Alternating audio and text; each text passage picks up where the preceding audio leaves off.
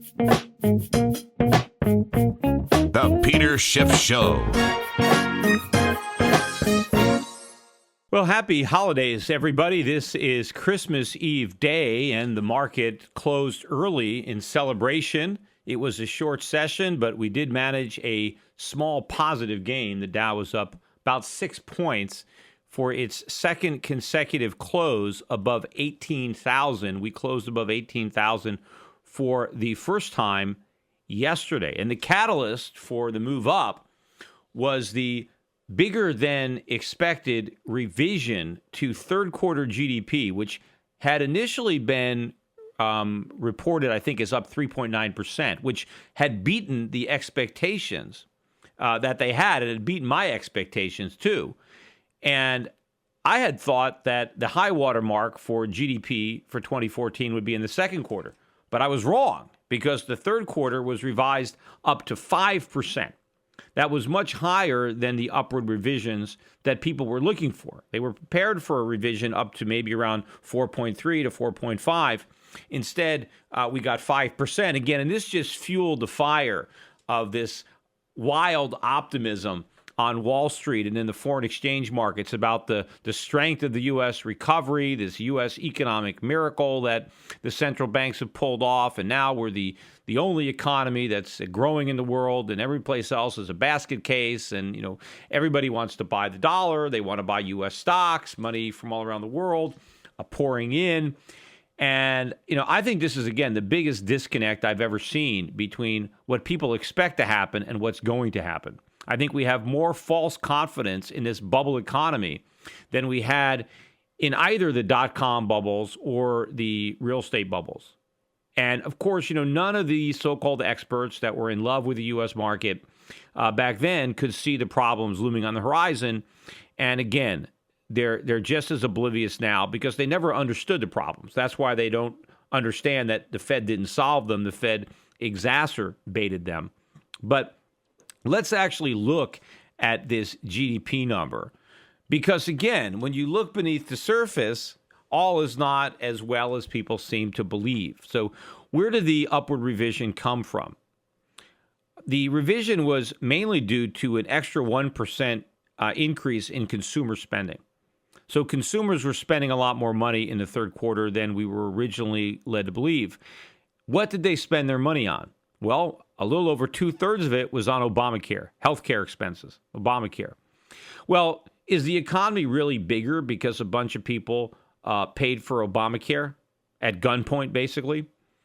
I think most Americans would rather have that money to spend on something other than Obamacare. But the fact that they had to spend all this extra money on a government-mandated program doesn't really mean the economy is bigger. And, of course, these are one-time gains that are not going to be in future GDP numbers. I mean, maybe there's still a little bit of this held over for Q4. But by next year, there isn't going to be a net benefit to GDP from Obamacare. In fact, there might be a subtraction as some of the people who were paying for Obamacare realize they can't afford it anymore and they stop making their payments. So that could be a drag on future GDP.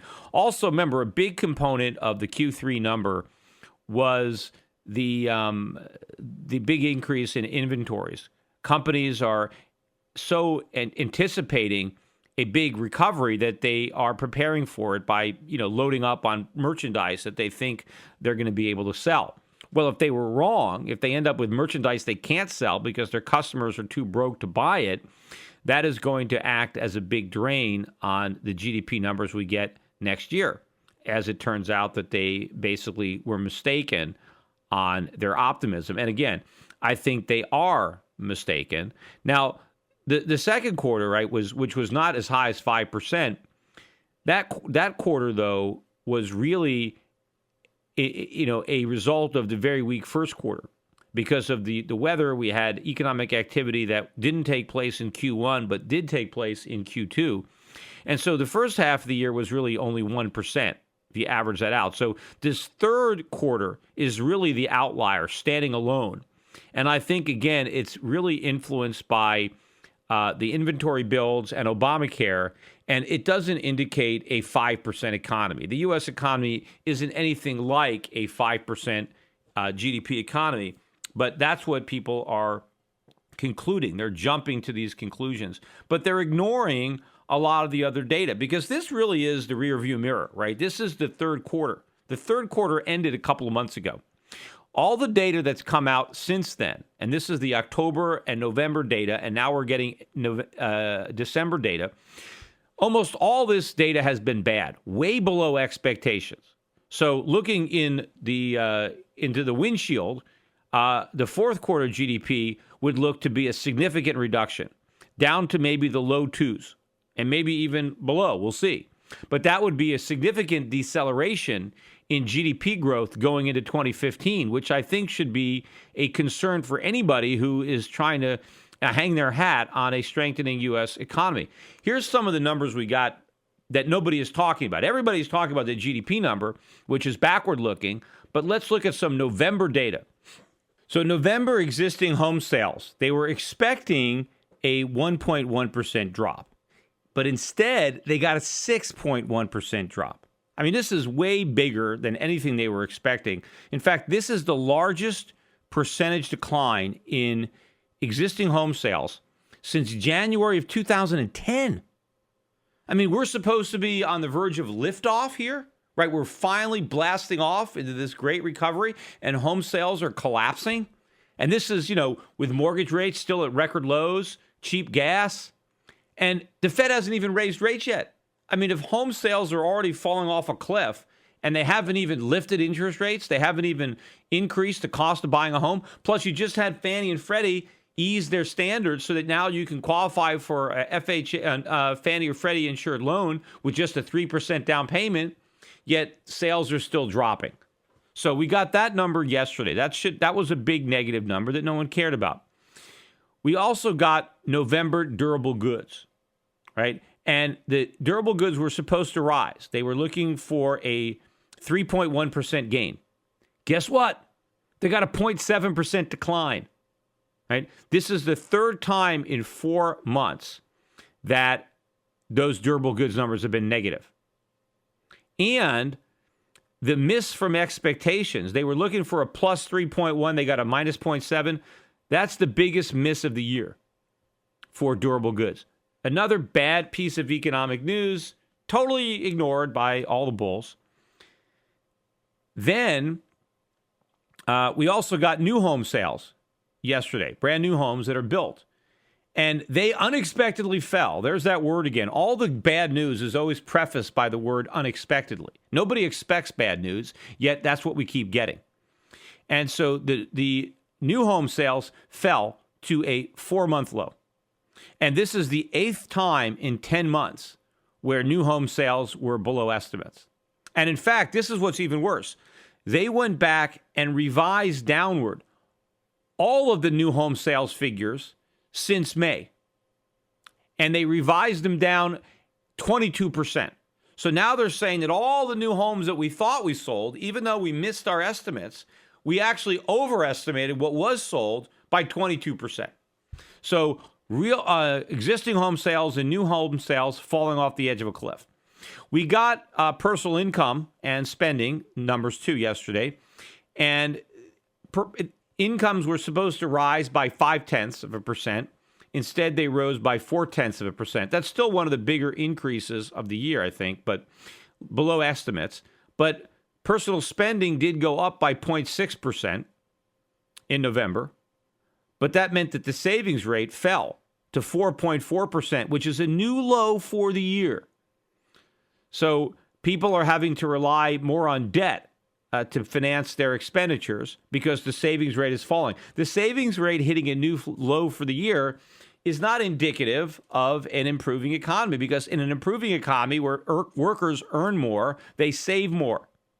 But now they're not. They're having to dip into their savings. Even the cheap gas prices are not helping out. It's not like they're taking that windfall from cheap gas and they're using it to buy other things. They're having to borrow money to buy other things.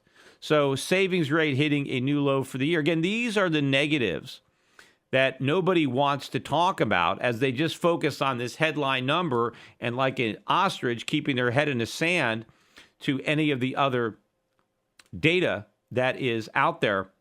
In fact, a very good example of this blind optimism, just, refusing to look at the facts.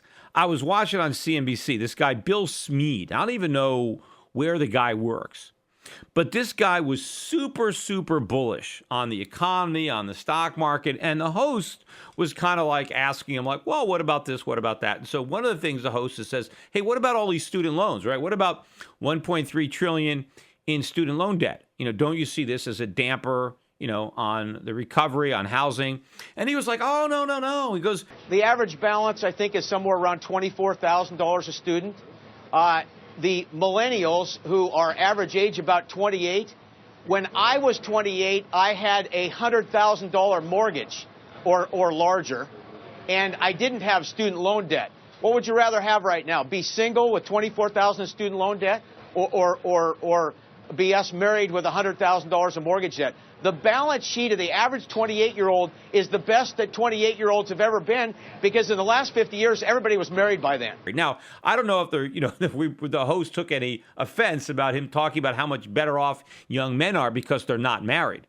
And that's a whole different subject that I'm not even going to get into, whether you're better off being single or being married. But the bottom line is, at least when you were 28 and married, and you had a wife and maybe a family, if you had a $100,000 mortgage, you also had an asset. You had a house. And the house was probably worth more than $100,000 if you had a $100,000 mortgage on it, assuming that back then you had a 20% down payment. So the guy with a $100,000 mortgage, if he had a $120,000 house, still net had a $20,000 asset. That's better than having a $24,000 student loan and no asset. Now, the only thing the student has is the diploma. But this guy had a diploma too back when he was 28. He just didn't have to borrow money to get it. And what is it? So the 24-year-old has a diploma, but he has a $24,000 debt. But what he also doesn't acknowledge is not only does that 28-year-old guy have $24,000 in student loans, but so does his potential wife. She's got $24,000 in student loans too. So if they ever got married together, they'd have $48,000 in student loans. Because when this guy was 28, his wife didn't have student debt either. So you had two people without student debt, and they had a house, which was an asset. And they also could start a family, which is an asset for society. To say that, well, young men are better off today because they're not bogged down with marriage and they don't have to make a mortgage payment of $100,000. All they have to do is make a $24,000 student loan payment. Remember, too, when you pay off your mortgage, you're actually building equity in your home. What kind of equity do you build when you pay off your student loan? So this is the kind of head in the sand nonsense about how much better off young people are. Look, when people were 28 years old in the 1940s or 1950s, they didn't even have to go to college, and they can earn more money than the typical college grad today. They can afford to get married. They can afford to have kids. One of the reasons that so many 28-year-olds are not married is because they can't afford it. They're too broke. They're still living in their mother's basement. They're not that attractive to the typical female. They're not great husband material when you don't even have your own place. In fact, another example of, I think how bad it is for young people. I mentioned this before, and I don't have the total figures because the year's not over, but this is a really bad year for Hollywood box office. Right? I think it's going to be about a 5% reduction in box office for last year. So an actual decline, right? 5% less money spent on movies in 2014 in the United States than in 2013. That's not the case globally, but just in America, box office is down. And, over the past 34 years, that's only happened on a few occasions. 1985, 1990, 1991, 1995, 2005, 2008, 2010, and 2011. So most of the declines have been recent. But I think this decline, if it stands at 5%, will be the third biggest decline in box office ever. Now, I know a lot of people are trying to say, well, it's because, of Netflix and stuff like that. People have alternatives, and so they're not going to the movies. And I don't buy that, because going to the movies is about the experience. It's about getting out of the house. Ever since the television set was invented, the movie theater has had competition, right? home theater has been improving. First, you had, home box offices, HBO, Showtime, that competed with the movies. Then you got the VCR, so you can go to Blockbuster, you can rent a movie. Then, now you got movies on demand, you got Netflix. All this stuff keeps happening, so you keep getting a better at-home experience. But it doesn't mean you don't go to the movies, because that's a totally different thing. Right? People like to go to the movies. Kids like to go to the movies. These young people, I mean, if you want to ask a girl out on a date, if you say, hey, why don't you come over to my house and watch some Netflix on my laptop? I mean, that doesn't sound too, enticing. I mean, if I was a young woman and some guy asked me out to his house to watch Netflix, I mean, I wouldn't accept that date. Right? You guys say, hey, let's go out to the movies. All right, yeah, okay. I'm taking you out. We're going to go out. We're getting out of the house. We're going someplace. We're doing something. Even little kids. I mean, if the parents ask their kids, hey, what should we do today? Should we go to the movies or stay home and watch Netflix? They're all going to want to go to the movies. They don't want to get popcorn. They're going to want to get a fountain drink. Right? It's an experience. So why are people buying fewer tickets? It's particularly young people who go to the movies. And in fact, I read a statistic for 12 to 24-year-olds. And this is only for the first 9 months of the year. I saw it. I don't know how it is for the full year. But they said among that group, box office is down 15%. 15% for high school and college kids and early, young 20s, 15% decline. It's because they don't have the money. It's not because they don't want to get out of the house, right? They just can't afford it. So they're staying home, right? Just like, but they're going to try to pretend that all of a sudden, for some reason, young people decide they don't want to go to the movies anymore. I think it was an economic decision. That's why. Sure, yes, there is more entertainment at home, which makes it better for the people who are too poor to afford movie tickets. But that is the reality, right? So these young people are not in such great shape, because if they were, they'd be taking their dates to the movies instead of sitting at home, watching Netflix.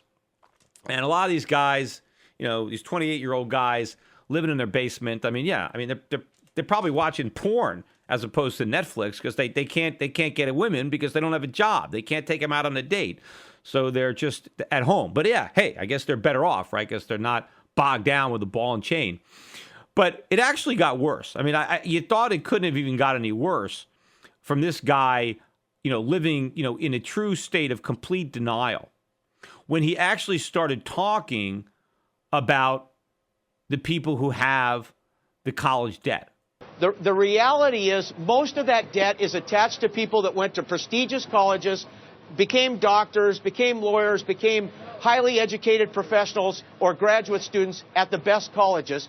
The average 35-year-old that went to college and got a 4-year degree makes $25,000 a year in their lifetime than a non-college educated person. You think taking out an average of $24,000 in debt is a good idea to make $25,000 more a year between age 35 and 65? I think so.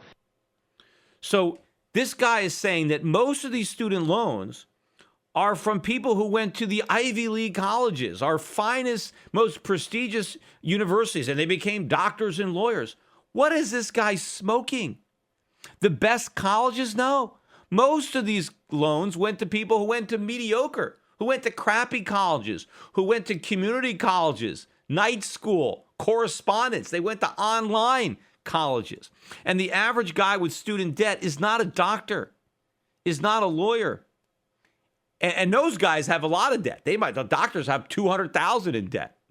No, the typical guy that has the $24,000 in debt went to some BS university, majored in some Mickey Mouse liberal arts, degree.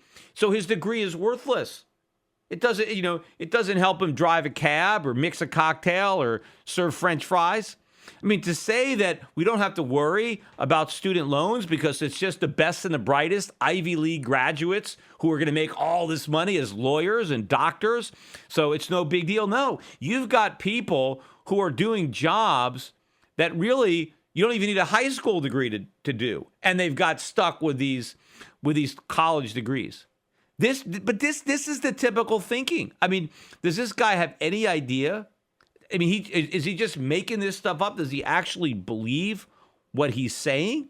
But this is the kind of disconnect that's out there between people investing. They really want to believe this, right? That yes, Yes, the student loans are held by just doctors and graduates of Harvard and MIT and Yale. No, Santa Monica City College. You've got all kinds of community and junior colleges where people are borrowing all sorts of money. In fact, a lot of people who are borrowing money, a lot of, the student loans are going to people who don't even care about the degree. They're just enrolling in some online class or some community college because they have access to the loans. It's the only way they can borrow the money. They have to go to school to qualify for the student loans. So they enroll. They don't care. They don't study. Doesn't matter to them. They just want the money. Well, what about paying it back? Well, that's tomorrow's problem. They'll cross that bridge when they get to it. It's living in the here and now. So to turn a blind eye and to say that young people have never been in better shape just because they're single. I mean, this guy must have had one hell of a rotten marriage if he thinks that, just because they haven't made the mistake of getting married, that they're better off, right? And of course, if they ever do want to get married, then they have to buy a house. And how big is that mortgage going to be? I mean, this guy had a $100,000 mortgage. You can't buy much of a house today for $100,000. So now, in order for the young people to get a house, they're going to have an even bigger mortgage, which is harder to afford when you're also juggling student loans. And it costs a lot of these guys are juggling loans that are a lot bigger than $24,000, because a lot of the people that have these student loans for only $24,000 never even graduated. See, that's another point that this guy doesn't understand, is a lot of the student debt belongs to students who didn't even get a degree. They only went for 2 or 3 years and they dropped out. They didn't even finish, but they still have their loans. What's that? Now you don't even have the supposed, key to the Golden Castle, the ticket to Easy Street. You never actually made it, because a lot of people who never even should have started college, who barely made it out of high school, were encouraged by the system, their guidance counselors or their parents, to go to college anyway and to borrow money, and they really couldn't hack it. They couldn't compete. Maybe they had remedial coursework, and they never finished. And now they have all this debt, but they don't even have the degree. A lot of the people that have the degrees can't even get any jobs because of them. There's so many people with college degrees that aren't working or are working in meaningless jobs. Again, if you haven't already seen it, go on YouTube and watch the video that I shot in New Orleans. Just type in Peter Schiff college or is college worth it, or Peter Schiff, whatever, and you'll see me in New Orleans interviewing all the waiters and waitresses and busboys and cab drivers, talking about where they went to college and how much money they borrowed. And you can look at what they're doing for a living. Some of the people I talked to had multiple advanced degrees, and they were still, barkers at strip clubs. So, it doesn't guarantee. So this guy, again, this is typical.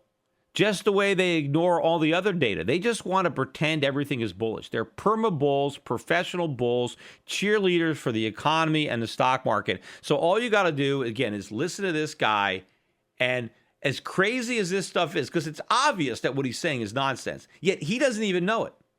And it's the same thing in general with all the other guys that are ignoring the bad news and just seeing what they want to see. So this guy just sees what he wants to see, and he finds a way to make lemonade out of all of these economic lemons.